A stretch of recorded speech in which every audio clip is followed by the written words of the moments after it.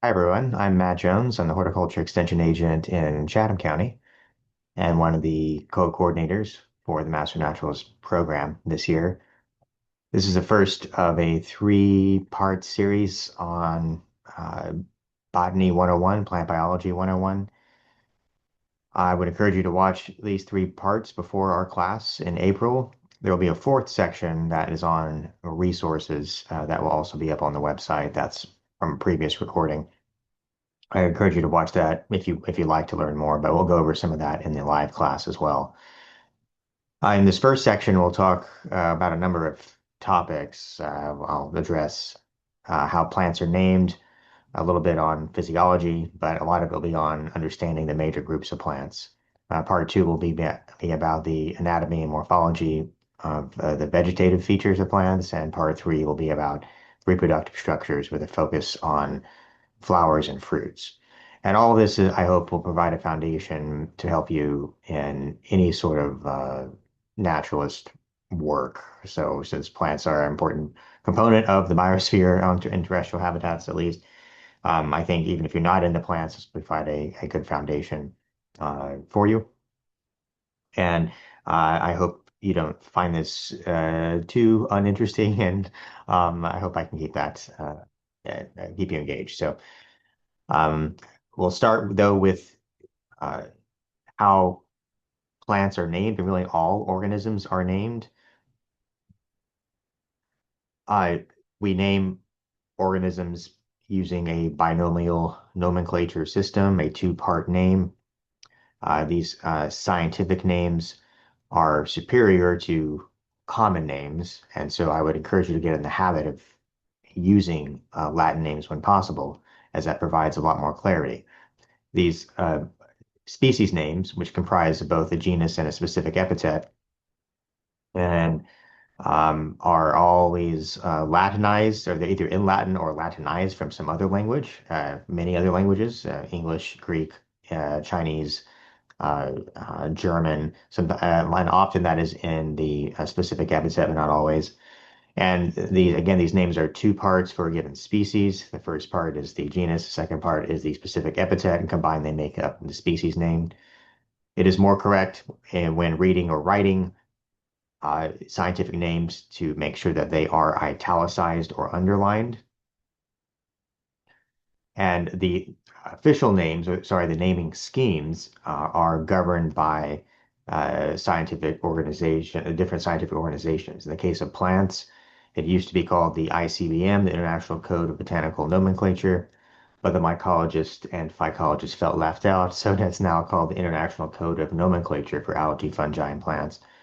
There's a separate code that relates to the naming of animals. So there are slightly different rules uh, when naming animals versus non-animals. But the foundation of the names is based on a priority process, and priority is given to the first time that species was validly published.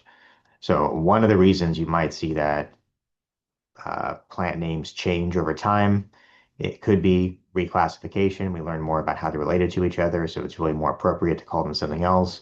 But in other cases, you might come across um, or we have a better understanding of previously published literature, recognizing the fact that what we once called um, one organism, one name is actually similar to another organism. So names will sometimes be adjusted that way. But fundamentally, it's about the first validly published name.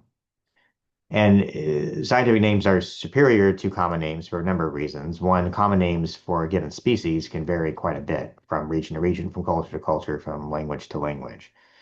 There are also some common names that are synonyms for completely unrelated or not closely related plants. For example, ironwood could refer to a species of Sideroxylon. It could refer to sometimes a species of Carpinus, one being a shrub, one being a tree. Yeah, so common names are not helpful in that sense because of their um, uh, the how casual they can be used and how common the synonyms are. Also, there are many species that only have Latin names. They only have scientific names, so many of them lack it. So for clarity and for uh, in other words, making sure that the reader knows what species you're actually talking about. Please use scientific names when referring to new species. Here's an example of what the names can look like. This is kind of a maximalist uh, name for a species. So notice that in general, the name is italicized or capitalized. I'm sorry, italicized or underlined. When you're writing by hand, it's obviously easier to underline, but when you're typing out, usually um, um, italicizing it is preferred. The species name consists primarily of the genus and the specific epithet. So this second word is not called the species name. The species name is both of these combined. The genus name is always capitalized. The specific epithet is always lowercase. And so at the very least, use this name. Now, when looking at some literature, say especially ecological literature or systematic literature, you will also find the authorship listed after the name, and that is referring to the person who first validly published that name. So this name according to this person. In this case, this species of birch, paper birch, was named by Linnaeus himself, the 18th century Swedish scientist who invented this naming scheme. But he's so commonly known and he's named so many species, you may just see the letter L period after some species names. He's just that important. Just L. And then other some species are subdivided into other taxonomic units. So groups of populations that have specific characteristics that justify making distinctions among those groups of populations. So one of those subspecies ranks could be a subrank, could be a subspecies. You can also use the term variety. Both are quite similar, but those are abbreviated as VAR or SUBSP for subspecies, and then the name of and then a name. At least if they are subdivided into multiple species of varieties, at least one of those varieties must be named after the specific epithet. So, long story short, capitalize the genus, don't capitalize the specific epithet, but do italicize or underline the entire species. Traditionally, biologists have used a hierarchical or nested series of groups of organisms, ultimately built on the species level. And multiple species can comprise a genus, multiple genera can comprise a family, multiple families comprise an order, multiple orders comprise a class, multiple classes can comprise a phylum, and then usually just a few phylum can make up an entire kingdom. However, some of these ranks are kind of arbitrary, meaning that we've made judgment calls historically about why we're grouping together some of these higher by classes and orders. So in a more modern sense, we group them as clades, so groups of branching patterns in a phylogenetic tree that are based on hypotheses about evolutionary relationships. But these are still mostly useful as nested groups. And in animals, you may be familiar with the biological species concept, which says that a species is represented by populations that can interbreed and produce fertile offspring. That is just one of probably 24 different definitions of a species, and that definition can vary across groups of organisms. In plants, it can get a little messier because you can even have intergeneric hybrids, so different species breeding with each other and producing viable offspring, etc. So that gets a little messier with plants, but the idea is that we're trying to find a group of populations that are undergoing differential evolutionary pressures, natural selection compared to other populations. So some evolutionarily significant unit is kind of the ultimate goal with modern classification. But that gets complicated and kind of group specific. So now, although the species is important and valid in some evolutionary sense, I would also say that within plants, just to make sense of their huge diversity, the family is also an important rank. As you'll learn later with insects, the order level is an important rank uh, to make sense of diversity. But in plants, there's not quite as many plants as there are insects, so family is usually helpful. We'll see later that families are often correlated with shared flower structures, reproductive structures are um, that help you narrow down the uh, possible options during identification processes. So when you start to familiarize yourself with families of plants, this is a certain rank of classification. It's not just a synonym for a group of plants. So use that accurately if you can. How we have classified organisms has itself evolved. Traditionally, plants were grouped by morphological similarity. This is the so-called phyletic classification. So by just looking at large numbers of samples, we started to see patterns of characters and character states that suggested some sort of relationship among them. And because and especially the more complex the structure, the less likely, but not impossible, the less likely those structures are the result of parallel evolution. So it's more likely that similar structures suggest similar relationships. That can get complicated. And these groupings and this phyletic grouping were kind of reliant on the subjective opinion, although I mean a highly informed subjective opinion from subject matter experts, but a subjective opinion, a subjective uh, opinion no less.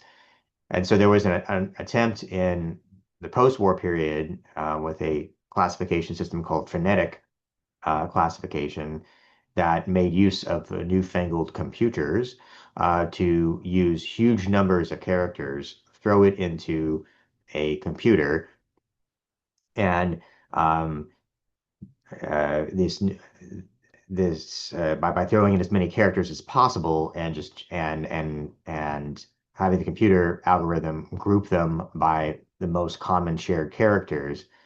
The idea was that all the signal would um, outweigh the noise of potential parallel evolutionary features.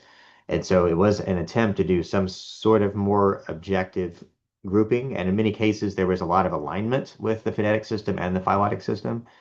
But then another revolution happened in the 80s and 90s and up till now called a cladistic and or phylogenetic classification, depending on how you want to define cladistics. And this is where we're trying to compare derived and ancestral traits. So you're looking at what a feature once was in one group, how it evolved in another related group, and ideally using now genetic information as the characters and the difference in those uh, alleles at certain genes as the character states. So long story short, we now use DNA data to group together many groups of plants. And what's remarkable is that we did a pretty darn good job using these older methods, like the genetic information lined up for the most part and in a big picture sense with a lot of the ways we classify plants. But there are definitely many exceptions. So in some cases, we had families that were rather large, and looking at the genetic data, it would make more sense to split them apart as two separate families, et cetera. But for the most part, this has been kind of an interesting case study in refining uh, classifying plants based on evolutionary relationships as is shown in genetic data. All right, now where do plants fit in the tree of life? This is kind of a zoomed out picture of all of tree of life based on genetic data. The taxa in blue here represent true bacteria. The taxa in green represent another group of bacteria-like organisms called archaea. And then the groups in red here represent the eukaryotes. There's the organisms that have much larger cells with more complex subcellular structures, including things like a nucleus, mitochondria, other organelles like that. And it looks like our most recent common ancestor with prokaryotes, meaning these two groups, is with archaea. And within the eukaryotes, plants are related to things like animals and fungi and green algae. We see green algae are their most recent shared common ancestor.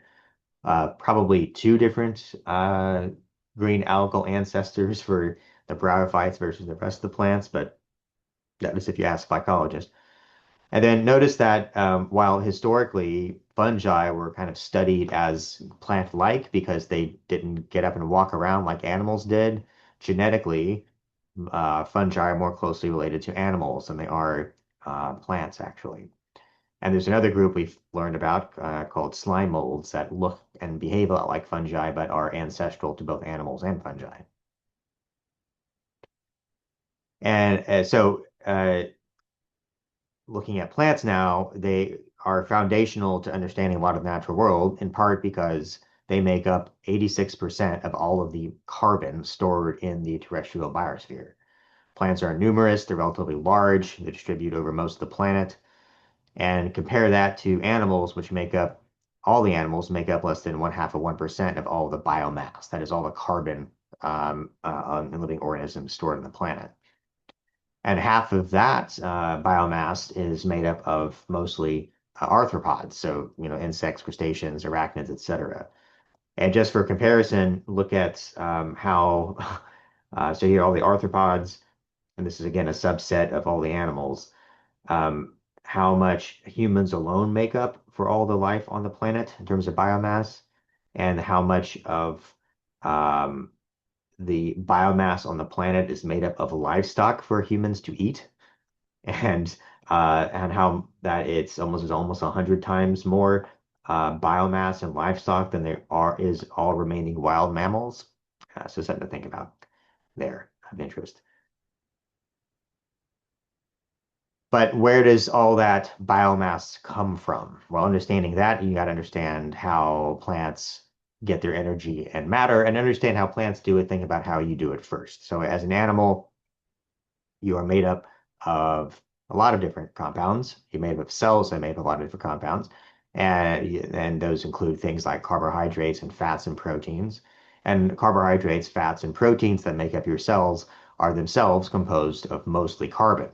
Now, things like proteins also have a lot of nitrogen and some other elements in it, but in the form of amino acids, but all of them contain a bunch of carbon. So when we say life on Earth is carbon-based, this is what we mean. We're mostly made of carbon. And we get that matter from consuming other organisms. We eat plants, we eat animals, we eat fungi. Our bodies metabolically, physiologically break down that carbon into smaller pieces and reassemble it into other cool things that make up our own cells, for example. And we are also literally what we eat. So in the process of breaking down those carbohydrates, fats, and proteins from eating other organisms, energy is released, and we have mechanisms to capture that energy and store that energy even, and break it down when we need it in the form of a process called respiration. As we'll see in a minute, plants also respire. Fungi also respire. But what plants can do is that they can make their own food. We have to eat other organisms. Plants can make their own food. And they do that by photosynthesis. So if I asked you, where do plants get most of their energy or get their energy, you would correctly say the sun. So they capture energy from the sun. But what do they do with that energy? They use that energy to build more complex carbon compounds so they can grow to make more plant, right? But where does that come from? Plants are made of the same things we are. They're made up of mostly carbon that is stored as carbohydrates, fats, and proteins that make up cells, that make up plant tissues, that make up organs, that make up plant bodies. All of that carbon, where does that come from? Often what people will say the soil, and that is absolutely wrong. While you do get nutrients from the soil, like things like nitrogen and phosphorus and potassium, magnesium and sulfur and calcium, those make a relatively small proportion of what makes up plant cells. They're mostly made of carbon, and that carbon comes from the atmosphere. So plants are using the energy of the sun to take in carbon dioxide and build more complex carbon compounds out of that carbon dioxide. So plants are literally made out of thin air using starlight. Whoa. Yeah, yes. So all that is photosynthesis, and it is again taking in carbon dioxide uh, and then using the energy of the sun temporarily captured in chlorophyll inside chloroplast inside plant cells, using that captured light energy to assemble carbon dioxide into initially a sugar, and then that sugar can then be used as a carbon skeleton to assemble other interesting, important biochemicals. Or it can be made into starch and stored, and then that starch, which is just a polymer stored, a chain of sugars, can be broken down to sugars, and then plants can use the sugar, break it down, and undergo the same respiration process we do. So they can build carbon compounds or break them down for energy with that food that they make. Yes. Now, an implication here is that while oxygen is a waste product of building these carbon compounds, when plants are breaking down those sugars that they construct, the food they construct for energy, oxygen is released. So plants consume oxygen too. But if they're growing, they are making more plant, therefore they're undergoing more photosynthesis. They are releasing or producing more oxygen than they're consuming. So the net effect is they make oxygen, but they still need it too. So if plants are uh, uh, deprived of oxygen, they will eventually die. Another concept in physiology I want to get across to you is transpiration. So slight sidebar here. And this is how plants move water in their bodies. So on the, we'll see in lecture two, on the surfaces of leaves, there are pores, and these pores have guard cells that allow the pores to open and close. And it's through these pores that plants take in carbon dioxide for photosynthesis. But every time a stomata or a pore is open, because the leaf is sitting in the sun, right, trying to capture light, important for photosynthesis, and they're full of water. So when you have something in the sun full of water, it's going to evaporate water out of it. So for every carbon dioxide molecule that enters the stomata, many water molecules will evaporate out. So the plant uses these guard cells to regulate the amount of carbon dioxide gained versus water lost. So under drought conditions, for example, you might close your stomata to prevent water loss. But if you keep those stomata closed, you can't take in carbon dioxide and you can't undergo photosynthesis. So that has to be regulated. But there is a nice side effect of this process, and that is a consequence of the anatomy of plants and a consequence of the nature of water. Water is slightly polarized, so it's slightly charged, and that means that water molecules stick to each other. And so if a water molecule is being transpired out of a leaf, uh, it will drag on along other water molecules with it. And when it does so, it's moving through specialized cells called xylem cells that are very thin, and they're connected to each other, sometimes in rather circuitous ways, in other cases more directly, depending on the plant species, the group of plant. But they essentially form a pipeline network to draw water up. And so the evaporation of water out of the leaves is what is providing the power to draw water from the leaves, from the stem to the leaves, from the larger branch to the stems to the leaves, from the trunk to the branch to the leaves to the atmosphere, and then from the roots to the trunk to the branch to the leaves to the atmosphere, and from the soil to the roots to the leaves, to the trunk to the branches to the leaves to the atmosphere. It's a negative hydrostatic pressure, and like pulling in fluid from a syringe, kind of. So it's that evaporation of water out of the leaves that allows plants to take in water from the soil and bring it into the plant itself. So plants need to transpire to move water through their body. If you want to learn more about transpiration, here is a go link here to about a 9-minute video about it that talks about some of the physics behind it. It's rather interesting. All right, so coming back around, the biomass I mentioned is the energy of sunlight captured by photosynthesis and stored and converted into plant matter, right? So plants are made out of thin air using starlight. They grow as plants. And then anything that eats plants then captures that carbon, breaks it down, turns it into more of themselves. And then through respiration, they give off carbon dioxide as a waste product, which then goes back into the atmosphere, which can then be, again, cycled back into photosynthesis. With plants then serve as the link for the food chain. They are capturing sunlight, turning it to to biomass, to carbon matter, carbon-based matter. Other organisms eat the plants. Other organisms eat the animals that eat the plants. Other organisms die and are decomposed by fungi, which undergo respiration and release carbon dioxide, etc. So in terrestrial systems, they are the basis of the food webs. And as you will see with uh, Ashley's talk later, insects are often among the forgotten herbivores in this story. There are many, many insects that eat many, many plants, and many, many other animals eat the insects that eat the plants. So they're an important link there.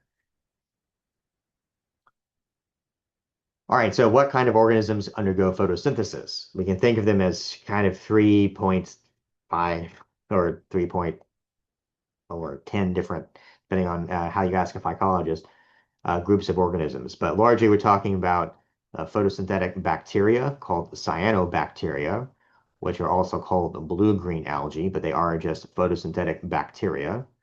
There are the grab bag group of organisms called algae, which are basically eukaryotic photosynthetic organisms that aren't plants.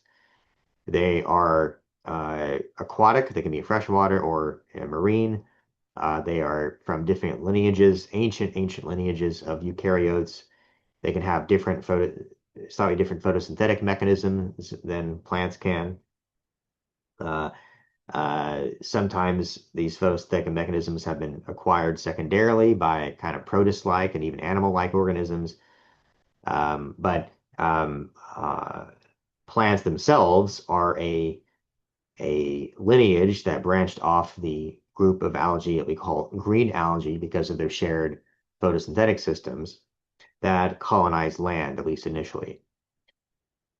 So things like mosses and ferns and pine trees and hibiscus are all true plants, whereas we tend to call the ancestors of plants green algae and the other photosynthetic eukaryotes other kinds of algae.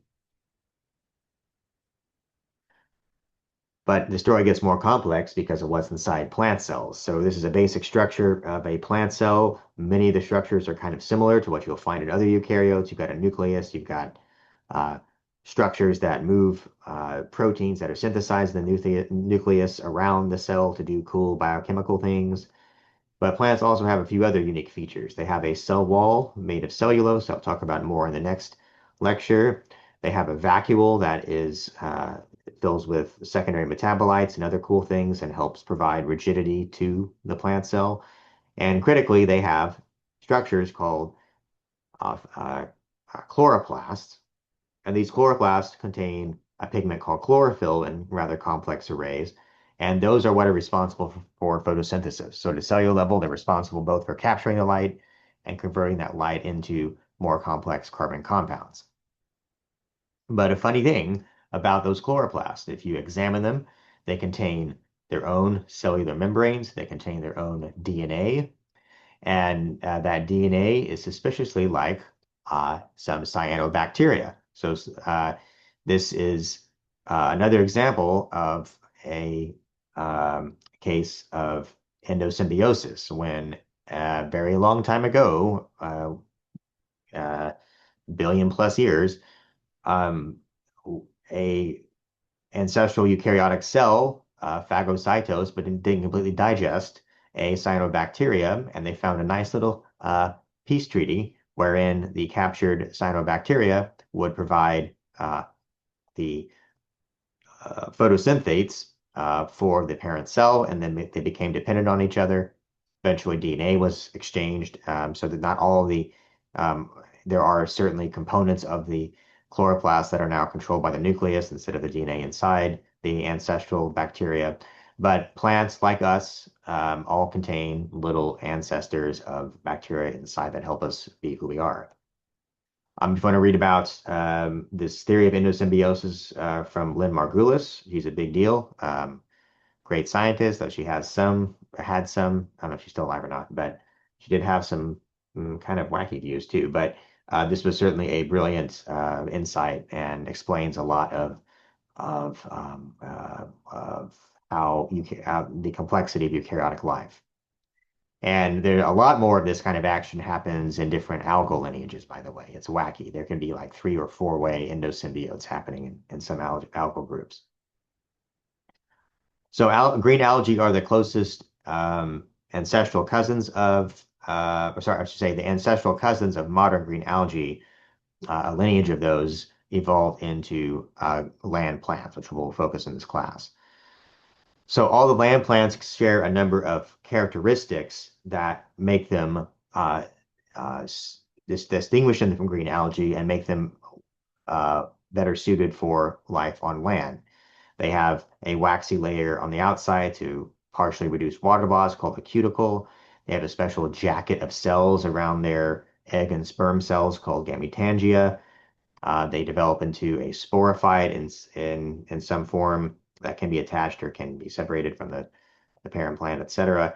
But all these adaptations make them better adapted to terrestrial growing in terrestrial habitats versus the aquatic habitats that are exclusive to algae. So what we're going to look at for the rest of the talk is what we'll call the 4 major groups of plants. Basically the mosses and their relatives, the ferns and their relatives, the conifers and their relatives, and the flowering plants and their relatives. And a lot of the anatomical structures we'll kind of focus on in the lectures 2 and 3 will have a bias for the angiosperms, or the flowering plants, because they make up a vast majority of modern plant diversity. But as we work through these 4 groups, which we'll do momentarily, I want you to keep this in mind and how we are grouping some of these and how different they disperse their genes in the environment. So plants can't get up and walk around. So they have to disperse their genes by dispersing either their offspring by some ways or dispersing their gametes. In this case, sperm or tiny plants that contain sperm. And the mosses and ferns, the 2 more primitive, quote unquote, primitive, more ancestrally derived groups, actually have swimming sperm. So, and they're quite large, magnificent, complex sperm. And during one phase of the life cycle, there has to be a film of water that the sperm can swim through to find the egg-containing structure of another individual in that species. That sperm fertilizes the egg, and a new sporophyte forms from that fusion. Contrast that to the higher plants, the seed plants, which disperse their gametes as pollen. In the case of conifers and cycads and ginkgos and other gymnosperms, they have mostly airborne pollen, so tiny male plants that happen to contain sperm cells. And in the case of the flowering plants or the angiosperms, they have an all-the-above strategy. They have flowers that can attract animals that will disperse their pollen to other flowers for them. And then some other groups of flowering plants, like grasses, for example, can also can instead disperse their pollen in the wind or through air currents. The offspring of mosses and ferns are not seeds or fruit. Instead, they are spores, which are much simpler, much smaller. There's the cell in size, and they produce in far larger numbers. and they usually disperse through wind or gravity away from the parent plant and germinate into a new gametophyte phase, and then that gametophyte has sperm or egg, or both, and that sperm must fertilize another gametophyte, and that will then grow into a new sporophyte. But in the case of the seed plants, which include conifers and flowering plants, they have seeds instead of spores, much larger, more complex uh, reproductive structures, or offspring rather. And in this case, they are tiny embryonic plants that uh, are also have nutritive tissue, and they're wrapped in a hard melt in your mouth, not in your hand, candy shell or something like that, an outer membrane that will protect the offspring until they're ready to germinate. And in the case of flowering plants, as we'll see, those seeds, rather than being just dispersed from a cone structure, are contained within a fruit, another layer of tissue derived from a plant ovary. And that fruit is also can aid in dispersal in different ways, which we'll talk about later. All right, first of the four major groups of plants are the bryophytes. So think of these as the mosses and their friends, the mosses, liverworts, and hornworts. These are often low-growing plants that retain many of the ancestral features of earlier land plants, but they have evolved to fill their own niches in many kinds of habitats. You kind of associate them mostly with moist forest or even your own backyard, but there are certainly species that can survive in arid environments by drying out and going dormant temporarily. But most moss diversity is in moister climates because they generally lack the features that would allow them to survive in wetter, hotter and more arid environments. One of those, of course, being the fact they have swimming sperm. But they don't have structures that are usually well suited for dry conditions. They don't have xylem cells that transport water easily, and other things, and they don't have as well developed cuticle, etc. So the mosses are the most diverse of this group. They have several different growth forms, but the others, like liverworts and hornworts, tend to be flatter, and then just putting up vertical structures to release their spores from. So that flattened form is called a phalloid body type, and all the hornworts and many of the liverworts look like this. And then others can have a more leafy, not true leaves, but they look sort of leafy. And then some of the liverworts can also kind of look like that.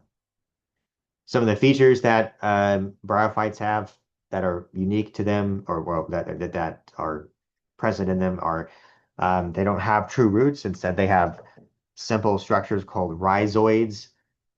So they don't have the complex internal anatomy that true roots do. These rhizoids help them attach, and they do help absorb water and nutrients to an extent. They can be unicellular, or like one cell thick. They can be multicellular. But bryophytes are also the group that still not still, but did not have true vessels. So if you've heard of xylem and phloem, which we'll talk more about next time, those vessels that are specialized for transporting water and food over large distances. They don't have those, so they rely on cell-to-cell transport, and that fundamentally limits how big they can get. So you'll never see a moss tree, for example, just because they simply cannot transport the food or water very far without those specialized cell structures, those vessels. And then, as I mentioned, what they share with the ferns, their more advanced cousins, are swimming sperm. So they do require a film of water for have their sperm swim through and find a egg containing structure or another a specimen. They can also reproduce vegetatively in some cases, um, like liverworts such as Marcantia and Limnaria have these structures uh, called gimme, and these are just little cups that have little clones of them inside, and so when water droplets hit them, they can bounce out and divide to become a new physiological individual, but they'll be genetically identical to their parents, so they don't have the advantages of sexual reproduction. So those are mosses or bryophytes in a nutshell. The next group includes all of so the vascular plants are distinct from the non-vascular plants. So the ferns and uh, conifers and the flowering plants all have specialized tissues for moving food and water, unlike the mosses. So some of the features that are unique to the vascular plants include the main body being a sporophyte. So when we look at a moss or a liverwort, this thalloid structure is all um, haploid. So there's only one copy of the DNA in every cell, and this is the structure that produces sperm and egg. And then when a sperm fertilizes an egg, a smaller structure stays attached and grows from the gametophyte to release spores that then grow into a new gametophyte. But in the case of all the vascular plants, it's this sporophyte that is dominant. So as we'll see in a minute, with ferns, what happens is the spores that are released from the spores that are released from the parent fern grow into a tiny little gametophyte that looks suspiciously like a liverwort. That structure has sperm and egg containing structures on it. Sperm fertilize the egg, and then from that fertilized egg grows a new sporophyte. And so this is like the frond of a fern. And then the gametophyte withers away. They obviously have vascular tissue, so they have specialized cells called xylem cells that transport water, and specialized cells called phloem that transports the food made in photosynthesis. And that is collectively called vascular tissue. So that's why they're called vascular plants. They also have true leaves. So while we might see more or less, it gets complicated with some of the ferns, but fundamentally they have true leaves, meaning that they have these flat structures that diverge off the vasculature of the stem, and the true leaves have branching or reticulating vessel structures in them. And they also have true roots. These are much larger, more complex structures for anchoring plants into the soil and for absorbing water and nutrients. So we can separate the vascular plants into seedless vascular plants, which consist of the ferns and their relatives, and the seed plants, meaning the conifers and the flowering plants. So these in this phylogenetic tree, which I drew, so sorry it's hideous, all of these species in some color are the seedless vascular plants, to contrast them against all the other seed plants. But all seed plants are vascular plants, but not all vascular plants have seeds. So looking at a few of these briefly, the lycophytes are the group of seedless vascular plants like running cedar or this Bryophytes here or Isoides that um, uh, include the club mosses, spike mosses, and quillworts. Yeah, that's what I'm trying to say. Sorry. So even though the common names say moss in them, they are not mosses. They are kind of ferny adjacent vascular plants. So club mosses include things like running cedar, which is not a cedar. Uh, includes things like Lycopodium. Spike mosses include things like Bryoidesma or uh, resurrection plants like Selaginella. They have kind of photosynthetic stems and very short leaf-like structures called microphylls that have kind of one unbranched leaf vein, unlike the branch veins of more advanced plants. And then Isoites or quillworts are kind of an odd group. All that's left of them are these rather aquatic plants that look kind of cool, but they're actually the last remaining. They're a common they share a common ancestor with uh, the uh, the more tree-like uh, species that form the forest of the Carboniferous period. about 350 million years ago. And it's those ancestors that, when they died and fossilized, became coal. Um, and yeah, so that's kind of cool. So if you look up, I think, is it Calamites or one of those is the Carboniferous tree-like organism that was dominant in the cool, wet forest of the Carboniferous period. Another group within the ferns, or sorry, within the Monilophytes or the Pteridophytes or the ferns and their allies, includes the horsetails, also called scouring rushes. I hope many of you have seen these before. They thrive in moist or kind of damp places like streams, the edge of wet woodlands, and have been around a long time too. They're also big ancestors of horsetails and the size of trees, and also kind of important as parts of the early Carboniferous ecosystems. It's their stems that are primarily photosynthetic. They have these highly reduced leaf-like structures. Um, and then they produce these cone-like structures from that spores are released from. Then they spread very aggressively. So if you plant them, they will be happy. They have these rhizomes, these horizontal stems that new vertical stems can appear from. So if you plant this, contain it. There are about 4 different species of equisetum in many places, but including North Carolina. And then other groups of fern-like plants include psilopsid ferns, which include themselves whisk fern or Psilotum.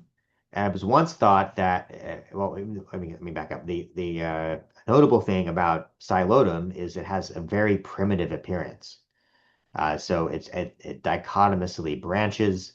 There's no leaves, and there's very simple spore producing structures at their tips, and it looks suspiciously like one of the earliest known terrestrial plants, vascular plants called Rhiniophytes.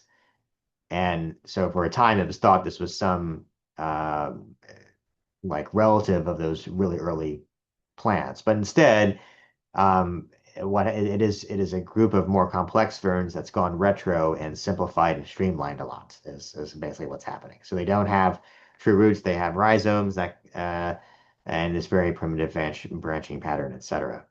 The other in the group of ferns in this group of ferns is the adder's tongue. You may have seen Ophioglossum. They produce one leaf per year, and one is sterile and one is photosynthetic, and that releases spores. And their gametophyte is underground, which is kind of neat too. But we'll focus on the typical ferns now that you're more familiar with, and they tend to have this so-called well, first of all, that typical group of ferns is kind of classically called leptosporangiate ferns. If you've seen that word, you can call them the true ferns if you want. But their leaves develop, also called fronds, and they develop and unfurl in the form of fiddleheads, also called circinate vernation. They have horizontal underground stems called rhizomes that new groups of leaves can emerge from, new fronds. Um, and a typical frond structure is usually a subdivided leaf. The whole leaf is called a frond. It can be subdivided into pinnae, which can be subdivided into pinnules, at least if they're terminal. That structure that connects the pinna is called the rachis, and the structure that connects the finer pinnae or pinnules is called the costa. But if you're really into fern identification, this can be helpful to understand. But there are ways that I'll show you in a minute that you can kind of systematically examine and classify the leaf structure to help identification. These fronds can be subdivided in different ways. They can be, twice divided, triply divided, etc. And then the subdivisions can either be distinct from each other. So notice each of these little pinnae there's no continuous tissue connecting them, whereas If they're subdivided, but there's still kind of flat tissue connecting them, they're said to be pinnatophyid instead of pinnate. And then you can have combinations of each. So tracking the sequence of their subdivision is really important for identifying ferns. On the underside of ferns, leaves, usually, there are groups of structures called sporangia. Uh, Collectively, these sporangia are called sori, and each sporangium within each sorus uh, produces and releases spores. And the arrangement of the spores on the frond, their color, whether or not they're partially covered by leafy tissue, all is also helpful in fern identification. So what happens when a fern releases a spore from the sporangia? It will germinate and grow into a gametophyte, so a gamete plant. Gameto means gamete, phyte means plant. The sporophyte is the main body of the fungus. I mean, it's not the fungus, main body of the fern, and the sporophyte is the plant that produces spores. So the spores are released. They are haploid. They germinate into a thallus, or a prothallus in this case, gametophyte. And notice again, this looks suspiciously similar to a liverwort, which indicates their ancient shared ancestry. These are quite small, like the size of your thumbnail, but on the underside of the gametophyte, there are structures that contain egg cells and structures that contain sperm cells. The sperm cells are released, they swim in a film of water, find the egg-containing structure of another gametophyte, fertilize it. That new diploid zygote then divides into a new sporophyte, and then the rest of the gametophyte withers away. So ferns, there's like 70 something in North Carolina, 8,500 worldwide. Some cool ones include things like southern maidenhair. You can grow this in the garden. Evergreen wood fern, Dryopteris is a great one for the garden too. My favorite one ever is cinnamon fern, Osmundastrium cinnamomum. Say that. And then hay-scented fern. Smells like hay. But these are all pretty good for gardening conditions under the right gardening conditions. If you want to see a cool diversity of ferns, visit the North Carolina Botanical Garden. There is in the mountains section of the garden near the homestead structure. There's a nice concentration of them. They're well labeled. So do check those out. I do have a talk on ferns that I did for the Botanic Garden that I can share if you like. I think the recording is still saved somewhere, or maybe on the Botanic Garden's website. All right, next, let's move on to the seed plants. They are those include the Gymnosperms, the naked seed plants, and the Angiosperms, the seed plants that produce fruit and flowers. So all the seed plants, instead of releasing sperm that swim in films of water, instead released something called pollen. Pollen grains are tiny male plants that happen to contain two sperm cells, and those pollen grains can be distributed in different ways. The pollen grains then get to germinate and grow to fertilize the eggs of gymnosperms or angiosperms, and then the offspring of the seed plants are seeds. The seeds, again, are larger propagules that contain embryonic plants, food for the embryonic plants, and a protective outer covering. In the case of gymnosperms, the seeds are naked, so there's no fruit wall around them. In the case of angiosperms, there's a flower structure called the ovary that develops and covers the seed in the form of a fruit. More on that later. And other things that they can do due to the arrangement of some of their vessels we'll look at in the second lecture, they can produce true wood. So their xylem and phloem cells are arranged in a way that they can undergo secondary growth of their stems or expansion and girth. And the accumulated xylem cells can be used as wood. So the seed again is a propagule consisting of an embryo, so a baby plant surrounded by nutritive tissue to help to feed that baby plant while it's dormant and or while it's germinating. Once it germinates and the first true leaves form, it can then start undergoing photosynthesis and make its own food. It also is surrounded by a seed coat that helps protect the developing embryo and its nutritive tissue, and in some cases might aid in dispersal. And then pollen grains, again, are tiny male plants that contain sperm cells that are dispersed away from the parent plant. Here's what a typical pollen grain of a pine tree looks like. And notice it has these air sacs that help move it through air currents, and will, in a few weeks, be covering your car. But pollen grains don't have to have these air sacs. They can have other structures that aid in their dispersal and et cetera. Pollen grains themselves are extremely durable. They fossilize well or preserve well. They're covered in a chemical called sporopollenin that makes them extremely resistant to decay.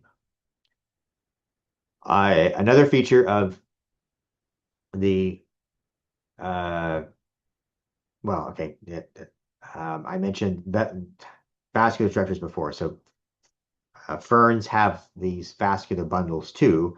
But I'm talking about them now because these vascular bundles are arranged in uh, gymnosperms and angiosperms in such a way that allows the stems to grow in girth. That can't be done in ferns. So this is the typical arrangement of the vascular bundles, the phloem and xylem cells inside a cross section of a gymnosperm or angiosperm. So in this arrangement, this is again a cross section of a stem. So you take a stem, cut it this way, look from above. The bundles are arrayed in a circle, and within each bundle, the phloem cells are arranged towards the outside, the xylem cells are arranged on the inside, and in between the phloem and xylem cells are stem cells uh, that can divide and to differentiate to produce more phloem this way and more xylem this way. The consequence of this arrangement of the vascular bundles uh, is that the stem can get wider. So over time, you get more and more xylem cells accumulate, and then old phloem cells are shed as the outer edge of the stem is ruptured as it grows. So when you see a mighty oak tree or something, most of what makes up the trunk, for example, is just lots and lots of xylem cells. So two by fours are made of xylem cells essentially. And then there's a really thin layer on the outside that transports food, and an even thinner layer between the the phloem and the xylem that produces more phloem and xylem respectively. But more on that in lecture two. So starting first with the gymnosperm. So this is the correct word for all of the naked seed plants, the plants that produce seeds, but not flowers and fruits. As we'll see, includes the cycads and ginkgo, uh, and then includes a rather advanced group called the Nitales with a lot of weird genera. It includes pines, and it includes all the cupressoid plants. So cypresses, yews, Norfolk Island pine, podocarpus, etc. So we'll look at a few of these now. The cycads are a pretty ancient group dating back to the probably the Permian, but starting to diversify in the Mesozoic. These are colloquially called sago palms, but they're not closely related to true palms at all, but they do have large kind of pinnately or subdivided leaves that look kind of palm-like. They produce these massive cones like other gymnosperms do. This is a giant male cone of sago palmetto or sago palm. Um, their leaves are often pretty toxic, so don't eat them. Uh, and most of them are wind pollinated, but there are sometimes beetles and weevils aid in pollination of some species. The Nitales are an unusual group that includes a lot of weirdos. Some of them include ephedra, which is also called Mormon tea. And that's where ephedrine comes from. and occurs mostly in the western U.S. The Nitales, so technically this is a cone-producing plant.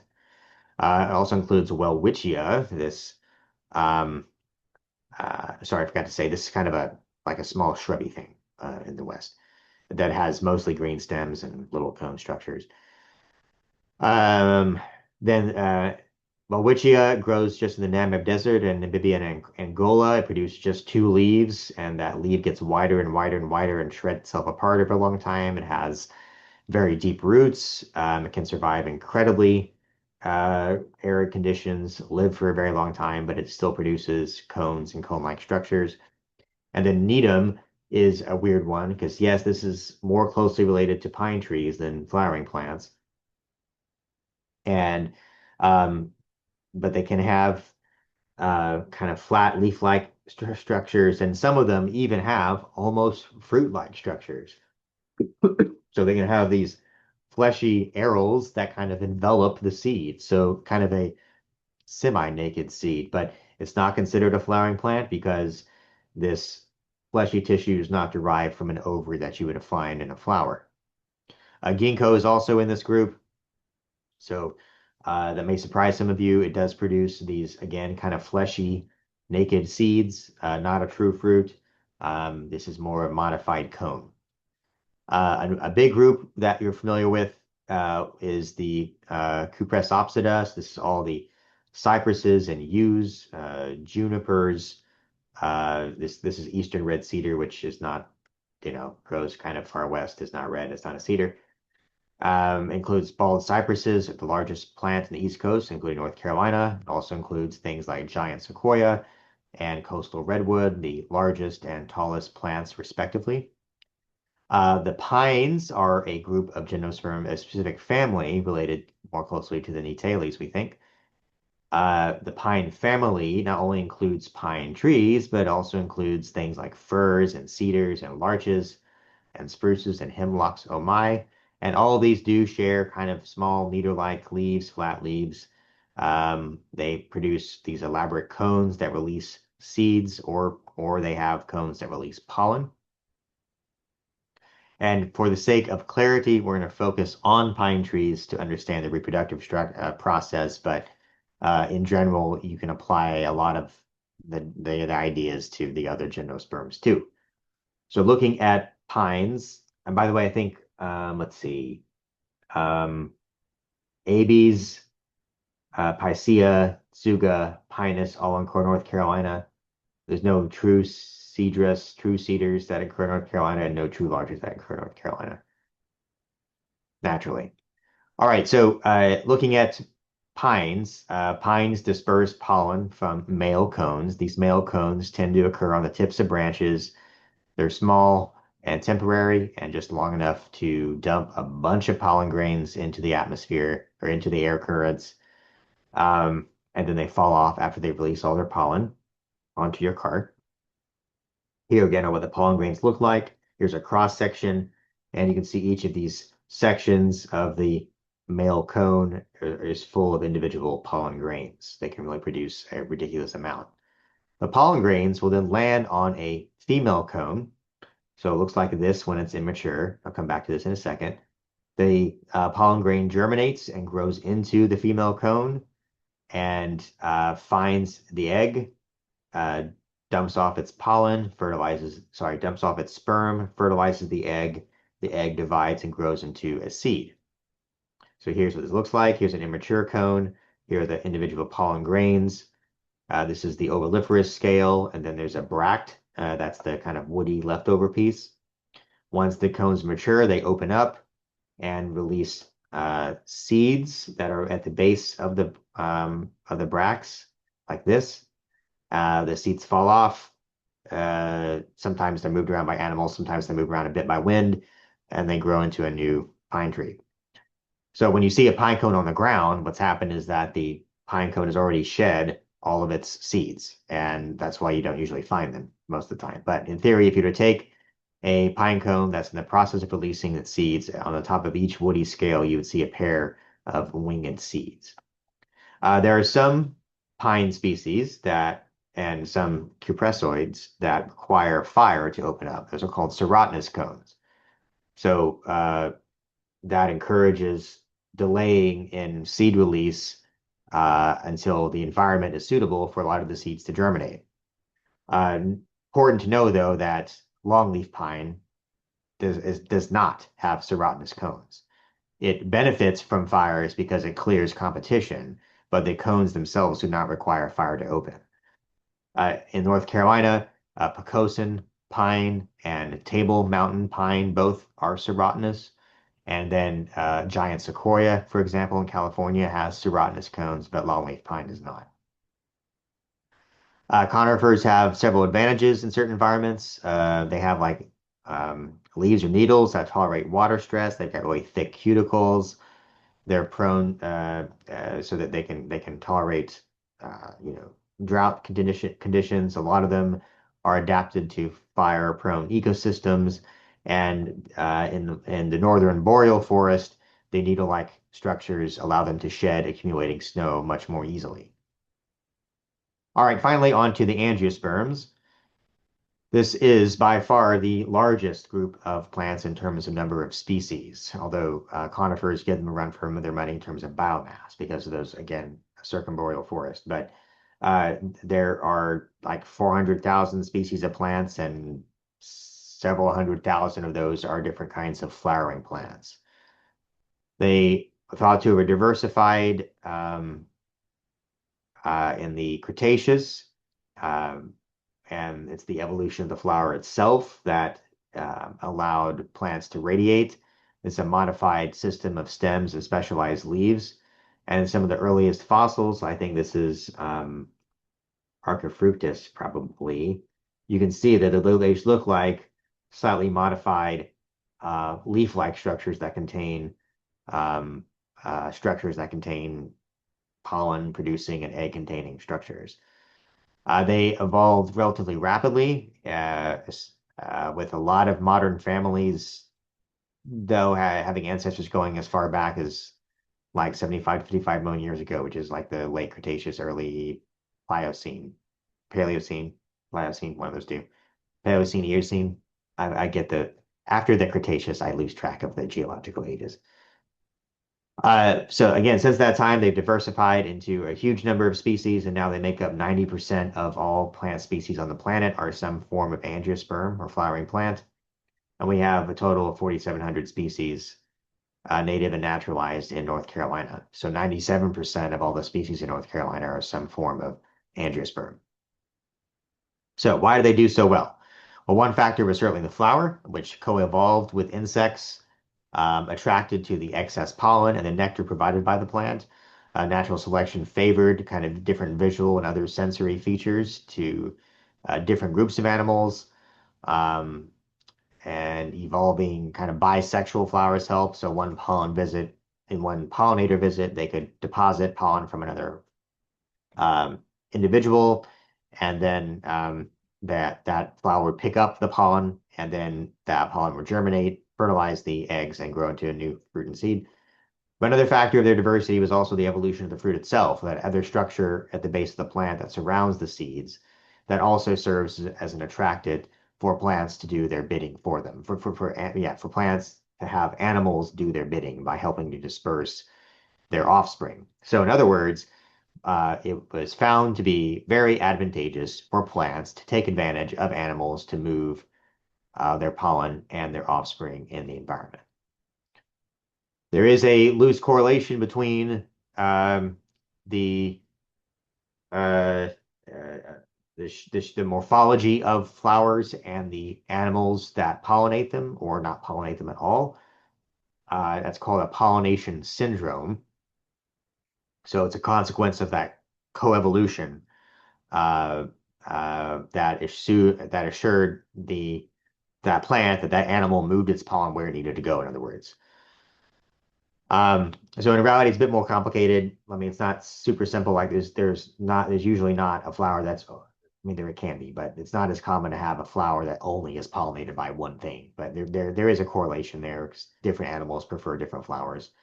And as you might imagine a flower that is primarily pollinated by bats, like this cactus here, is going to have to produce a lot of nectar. Or a plant that is pollinated primarily by hummingbirds is going to take advantage of the hummingbird's long uh, beak, or at least co-evolve a long beak to preferentially uh, allow the hummingbird to access nectar and in the process getting its head covered in pollen. But there are flowers that have re-evolved wind dispersal of their pollen. So grasses, a lot of large trees like oaks, all there's no need to waste energy in developing these elaborate structures to attract the wind. So they are selected to release and capture that pollen easily in the wind. This is a typical grass flower here, a nice little cute flower. We'll go into more detail in the third lecture, but a flower essentially consists of parts called the perianth that protect the flower or attract pollinators. There are dedicated structures that release pollen and dedicated structures that capture pollen. When the pollinator delivers the pollen to the stigma, the pollen grain grows a tube down part of the female part of the pistil called the style. That tube releases two sperm inside the ovary into an ovule, and then the ovule contains polar nuclei and egg cells. So the pollen grains germinate the egg nucleus and polar nuclei respectively, and those newly restored diploid cells turn into the plant embryo and the nutritive tissue inside the seed respectively. So after pollination and fertilization, the flower develops into the fruit. In fact, the ovary of the flower turns into the fruit wall, the ovule turns into the seed, and the fertilized egg cell turns into the embryo. We'll cover that in more detail in lecture 3. Then fruit dispersal is, again, a function of, is correlated to the animals that disperse the fruit. So some fruits are preferentially attached to the outside of animals. Others are adapted for being consumed and eaten by animals so that they get the nutrition from the fruit and then defecate the seeds somewhere else. Other seeds can float on water, and other seeds and fruit and seeds can be dispersed in wind currents. And there are some, like our native jewelweed here, that even have self-dispersal called autochory. And so their fruit develop in a way that once they're mature, if touched by a moving animal or something, they fling out the seeds away from the parent plant. Now, as you might imagine, with 300,000 species, there's a lot of complexity related to understanding how all the flowering plants are related to each other. And in a previous iteration of this lecture, I went in more detail, but I'll instead, for brevity, let you explore these kind of groups on your own time. But the long story short is, if you want to get into this, there are kind of 3.5 to 4 mega groups of angiosperms, we'll call them. There's the A and A grade, the magnoliids, the monocots, and the true eudicots, subdivided into smaller groups called the roses and asterids. So traditionally, we divided flowering plants into monocots or dicots. Cot is short for cotyledon. That is the leaf inside the seed of the embryonic plant. Some plants had one leaf inside the seed, some had two, so they were called monocots and dicots respectively. But with looking at more genetic information, the picture is a bit more complicated. The long and the short of it is that the monocots are the weird ones, and then everything else kind of has a dicot appearance, but you can actually subdivide the non-monocots into the basal angiosperms, the magnoliids, and the true, U means true dicots. There are, despite the name, there are other anatomical features that will help you distinguish monocots from non-monocots. So for example, all the monocots, I'll tell you what those are in a minute, usually have flower parts in 3, and then the true dicots have flower parts in 4 and 5. They have different kinds of pollen. They obviously have different number of cotyledons, and their veins have different arrangements. So in most of the true dicots, they have branching or netted venation in the leaves, whereas in the case of monocots, all the veins occur in parallel to each other. So here, uh, imagine a grass leaf. Grasses are a type of monocot. Look at a grass leaf and you'll see all the veins are growing in lines next to each other, for example. Contrast that to an oak leaf where you'll see a primary vein branching into a secondary vein, etc. So the monocots include things like palms and grasses and orchids and irises, whereas the eudicots, the true dicots, include everything from asters to oaks to legumes and the rose family. Uh, the uh, Traditionally, and it's still largely true, the flower structure, because it is so complex, was used as a way to group plants into different families. And so if you begin to learn the structure of flowers and recognize the differences among families, you can more quickly identify plants because you can start at the family level. So usually, but not always, different families have different flowers that are kind of just unique, not unique, but more common with those family groups. So like in the mustard family, they've got four sepals, four petals that are clawed, four stamens, and they produce fruits called silicles and siliques. The aster family tends to have their tiny flowers clustered into larger inflorescences we call a head. Many legumes, the Fabaceae family, huge family, tend to have, or a subfamily of them at least, has a kind of distinct flower structure that you see in a typical bean plant or baptisia, for example. But if you want to learn more about learning how to learn plant families by recognizing their flowers, these are some books I recommend. This is free. This is has some great drawings, and this is from the Missouri Botanic Garden. This is probably the best one here if you want to buy a book for learning plant families. All right, real quick in the last 5 minutes or so, just to give you a really big picture overview, the most primitive plants is called the A and A grade. That stands for the Amborellales, like Amborella, a really primitive flowering plant that occurs just on the island of New Caledonia in the South Pacific. The Nymphaeales includes the water lilies, so this is representative of rather primitive flower structure. And the Austrobaileales includes Illicium, so this is it's the anise shrub, right? You see different species of this in landscapes now, but that's also considered a relatively primitive flowering plant. Another large group of more basal or primitive plants includes the magnoliids, and the magnoliids include the magnoliales, like magnolia, but also Myristicaceae, which has lots of delicious things like nutmeg, and the tropical Ananaceae, including pawpaw is in this family. Notice too, sorry, I forgot to say this. Notice the different suffixes here. So when it ends in the suffix ales, it means an order. And if it ends in the suffix ace, it means a family. The laurales includes the Lauraceae like bay laurel and avocado and spicebush and calycanthus. Piperales includes cool things like the pepper plant, but also like the true black pepper plant. It includes Dutchman's pipe and this common woodland plant, Asarum. The monocots are that distinct group that include a lot of subgroups, but in addition to the ones I mentioned, some aquatic plants. It includes uh, the aroid plants like Anthurium with this unique spade and spadix structure for the flowers. Liliales include lilies and tulips.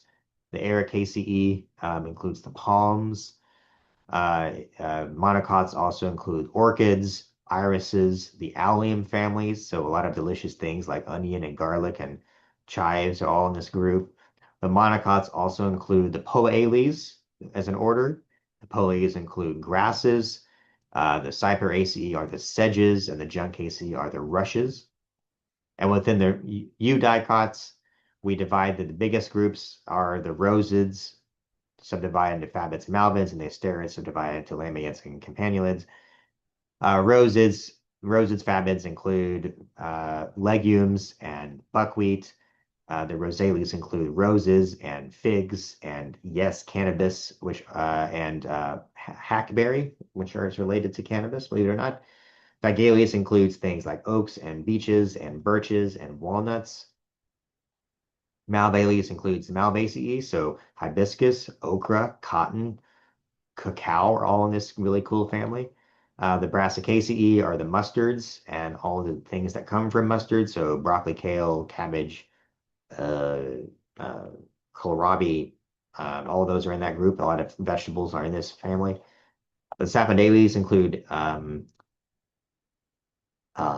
maples, includes one of my favorite families, Anacardiaceae, which includes delicious things like cashews and mangoes and pistachios, but also poison ivy. And the citrus is in this family, Rutaceae. The Lamiids include the mint family, Lamiaceae. It includes the olive family, which includes olive and privet and ashes. The Geniales include Apocynaceae, so milkweeds, and Rubiaceae, extremely important family because that is where coffee comes from, which at 3 o'clock in the afternoon is sounding really good right now. Then Solanales includes tomatoes, Solanaceae, and then Convolvulaceae includes sweet potatoes and morning glories. And finally, the asters is a huge family of a lot of really awesome plants. Apiaceae includes carrots and parsley, but also eryngium, so rattlesnake master and bitterroot. And then another big order is includes things like Sambucus, which is elderberry. So that's just very much scratching the surface. There's 400 other families. We don't have to go through that today. If you don't want to, that's fine. But I hope that was a good introduction, and I promise the next two lectures will be shorter than this. So thank you, and see you next time. You'll be sick of me soon.